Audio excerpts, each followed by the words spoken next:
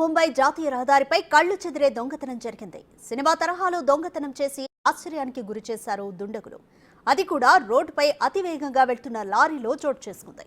లోడ్తో వెళ్తున్న లారీని టార్గెట్ చేసుకున్న ముగ్గురు దుండగులు బైక్తో వెంబడించారు. లారీ వెనుక భాగం నుంచి ట్రక్ పైకి ఎక్కి అందులో మెటీరియల్ బ్యాగ్ను చోరీ చేశారు. ఇదంతా అక్కడే ఉన్న కొంతమంది రికార్డ్ చేశారు.